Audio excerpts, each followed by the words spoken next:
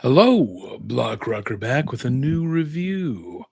Earth, Wind, and Fire to be Celestial versus That's the Weight of the World. Terrible title. Absolutely terrible title. Described as exclusive access to the band's archives of visual, audio, and written material, as well as the support of the estate of Maurice White and the band members. So, this was put together, it's a documentary on Earth, Wind, and Fire. It was put together by Quest Love, who I guess has become fairly well known for doing some good documentaries. I'm a big fan of Earth, Wind, and Fire. Have been for a long time. I love their sense of melody, their sense of rhythm. Really good stuff. I've got a couple of Maurice's solo albums as well. So this was interesting. I didn't know a significant amount about the band. I'm a huge Genesis fan, so I was familiar with the Phoenix Horns and them basically playing with Phil Collins when he was solo and on one of those Genesis tunes, No Reply at All. So I was curious to see this, and um, I'm a little bummed when Maurice White got a toupee or hair transplant or something. I didn't recognize him anymore. I was so used to seeing him with his hairline back. But what I didn't realize is he was such an accomplished drummer.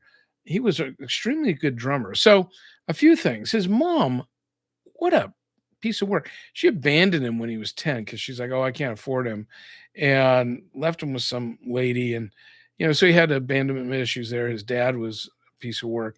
And his mom shows up 10 years later and wants to have him as part of their life. Well, in that time, she's gone and gotten married and had like four other kids or something.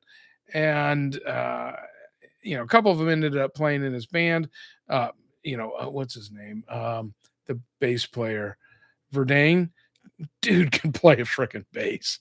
And another one of his brothers ended up playing drums. Dude's a great drummer.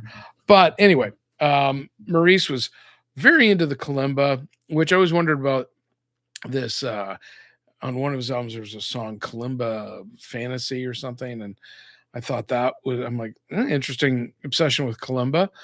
I used to play one. They're kind of fun, but yeah, you could play kalimba. My biggest My only well, I have a couple of complaints. No, one of them is that Barack and Michelle Obama. I'm so tired of them being in media. When he was president, they were like on every stinking TV show I watched. It was like Food Network, everything, and they don't need to be in this. Don't care what they have to say.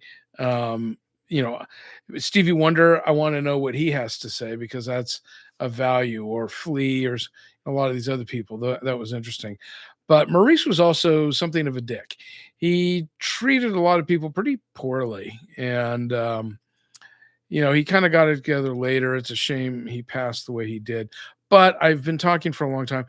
Overall, this is a very good documentary. I think there's a chunk of wasted time on things that don't matter, but there's some great archival footage, some great behind the scenes stuff, great information on the evolution of the band and his vision, and it really was his vision. So yeah, I like music documentaries. Like, I watch James Brown, I watch a bunch of these because I like to see the origin of that. I'm very curious about people's the insights into people's creative process as a musician. So yeah, go for it.